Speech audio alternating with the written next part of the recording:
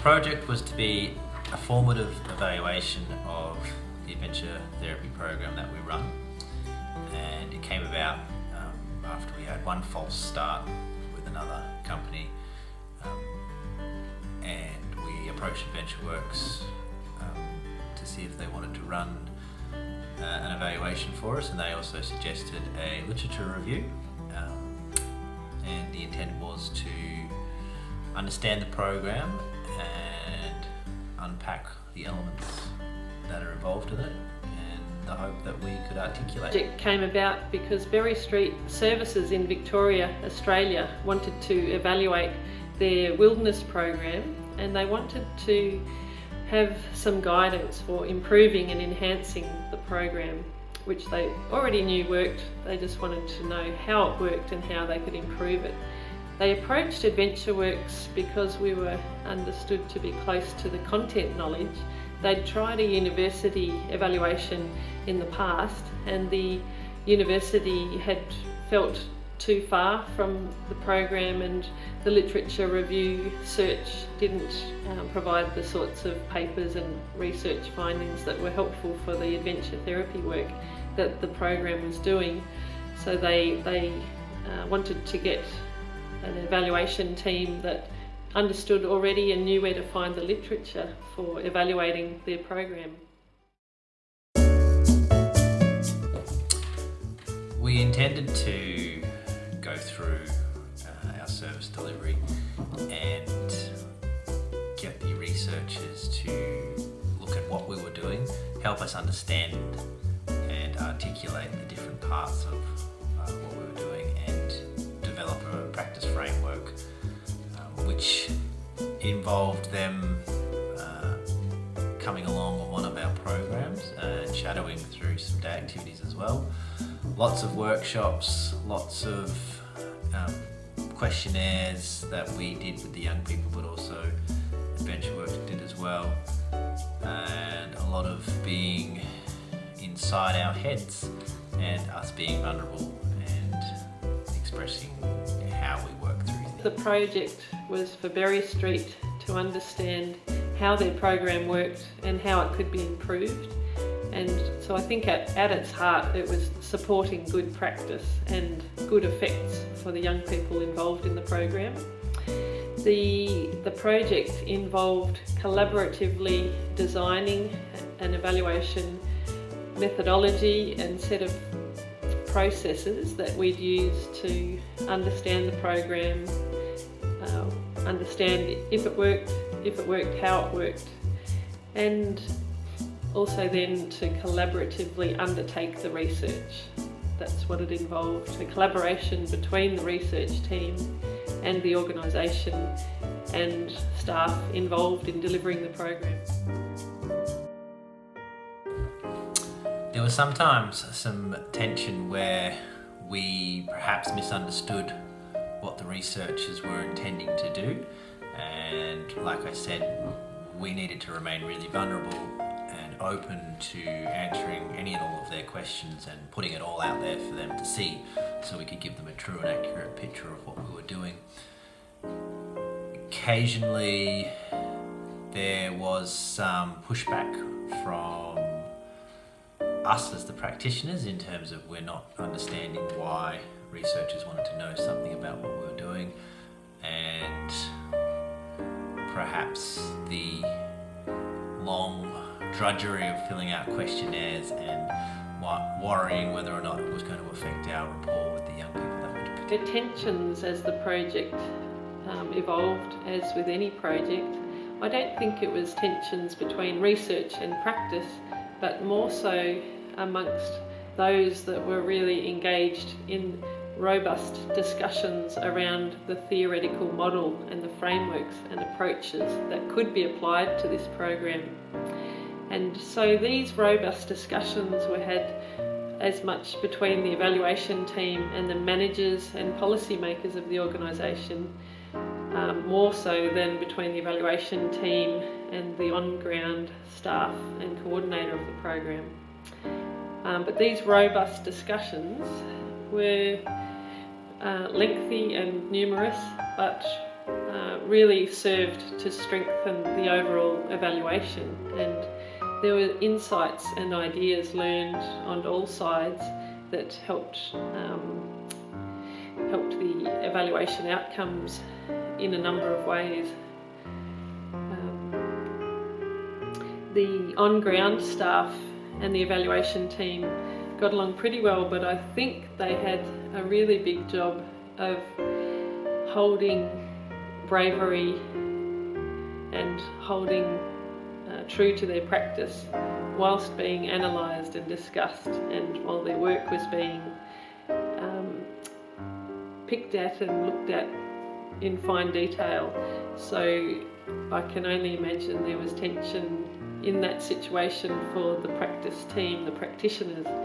but they did a great job of holding an openness and a bravery and a willingness to learn, and holding at their forefront of their mind the hope that this process would improve the practice, the program design and the outcomes for their participants. Some surprises that happened was that the researchers were able to point out that we were indeed being very therapeutically mindful and intentful with what we were doing, and even be able to point out some of our practices that we didn't even realise that we were doing, and give them a framework and even a label, which was quite surprising. Surprises, and for me the surprises were in this these knowledge thresholds that we seemed to work through to get to, which brought about either strengthened understandings about the program with broader application to the wider field, or the other way around, the process, the evaluation, the research led to a bringing out of frameworks that can be applied to the whole field and were trialled with this program. So in particular, the surprises were around, for me, the consolidation of understandings about the key elements and key mechanisms of change at work within this one program, and then looking at that in light of the whole field and thinking, do they hold up against all the diversity of adventure therapy programs and practices happening around Australia and beyond. So the four mechanisms of change being the physical adventure and activity, the therapeutic framework and safety net, the social relationships and the small group environment, and number four, the nature contact and the immersion in natural environments. So those four mechanisms we looked at, we tested, we pulled and poked and prodded, and they held up not just for this program but for a wide range of adventure therapy programs through the literature review. The second surprise was through our robust conversations with the organisation, the extension of the biopsychosocio model of health, which is widely used in trauma theory and trauma work, the extension of that to include an ecological domain of wellbeing for humans, which can be accessed and supported through nature-based programs like this. So they were surprises to me that those areas of knowledge and understanding would be strengthened and crystallised through this evaluation of one program. Some of the most important findings from this evaluation were highlighting therapeutic and emotional safety and how we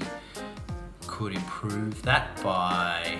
using a phased approach to integrating the young people into our program, and working towards lowering the power balance differential between ourselves and the participants, and also giving more agency to the young people throughout the program. It also highlighted how therapeutic our program already was, and then gave us some really clear guidelines and recommendations to how we can improve that, which was a really great step towards understanding what we were already doing and how we could make it. The most important findings of the project for me, we went into the project assuming that the program was solid, and we found that to be true. We found it to be safe and effective with its target group, which was young people who've experienced adversities, including trauma, abuse, neglect. So we found this program solid and with some room for improvement and enhancement. And another important finding, I'd say, was the extension and the possibility of using these frameworks, the mechanisms of change framework and the domains of wellbeing framework with the wider field and research of the wider field. So that set of findings came about through not just conversations with Doug and Firth, the on-ground practitioners of the program and program coordinator, but also the policy team and the managers. So Amanda Jones, Annette Jackson and Julian Bocock all had great input into those findings. I think in terms of the literature review, it's a really handy document that compiled a lot of papers that were out there that reinforced the findings from this evaluation and has provided just more evidence to the field more broadly of how we can run these programs and ensure that the emotional and physical safety is upheld of the participants, but the therapeutic intent is more recognised more broadly, and how we can build more robust structure around bush adventure therapy and how we can deliver it here and learn from international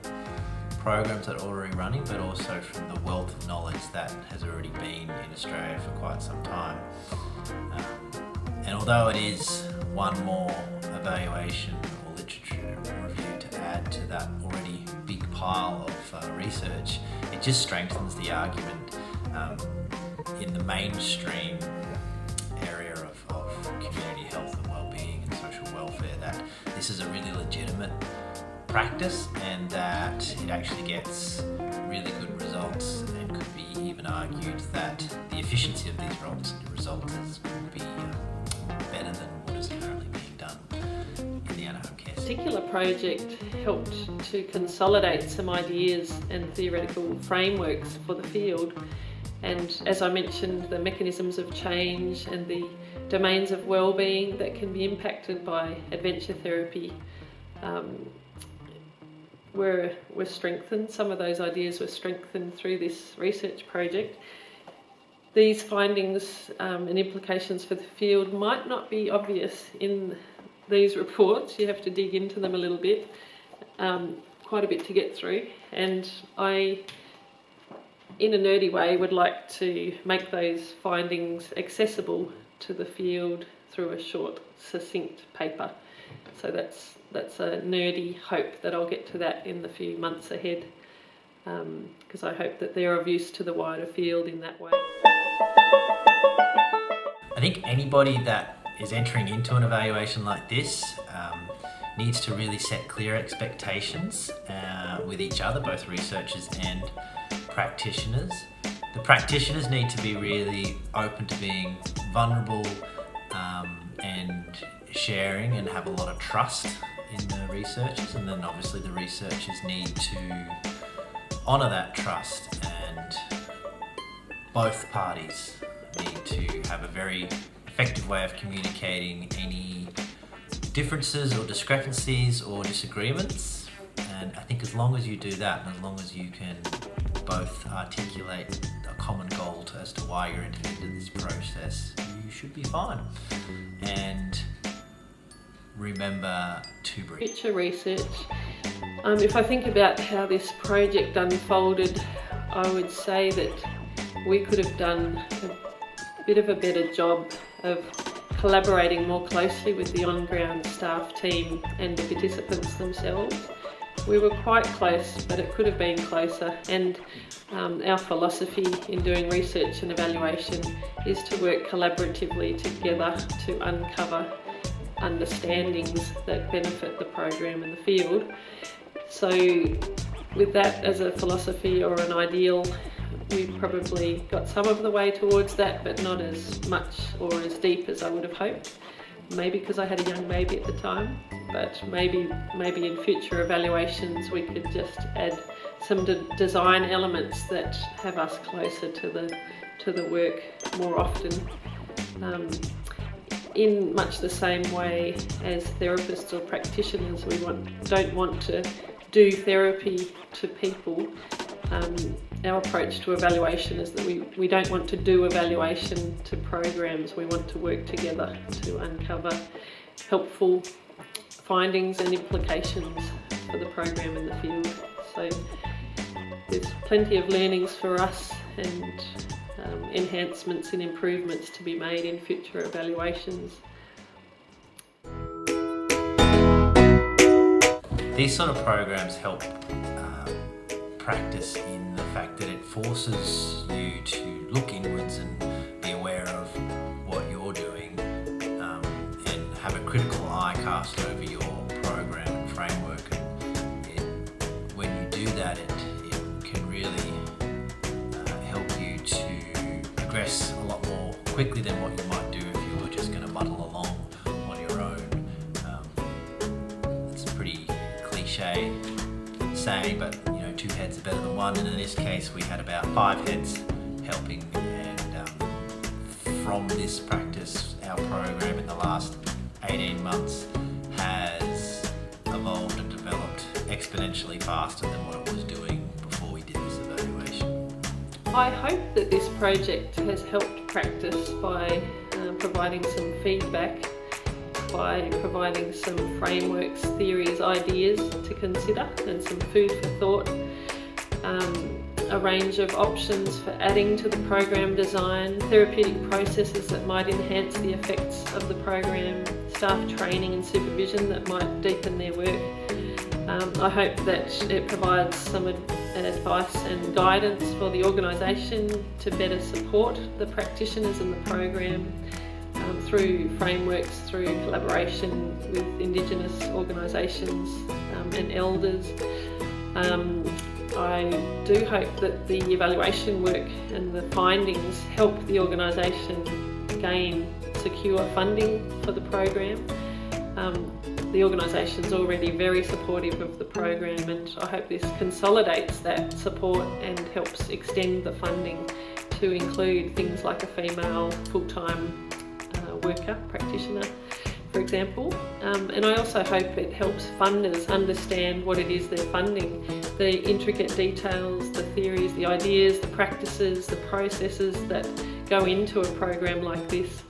and the many layers of work that happen simultaneously because you're activating so many mediums, so many therapeutic elements, the physical, the psychological, the social, the environmental. Put all of those elements together and you see benefits across biological, psychological, social and ecological domains of well-being for young people who've experienced adversities. So the evidence is clear in the reports and in our findings that it's a really solid and effective program providing benefits across these breadth of domains for young people. And these are benefits that you wouldn't see if you put a young person in a room with a counsellor for an hour every week for a year. These are the sorts of benefits and changes that can take place in the space of a few weeks. So I hope it's useful, and we'll see what unfolds and happens for the program going forward. What he said. What she said.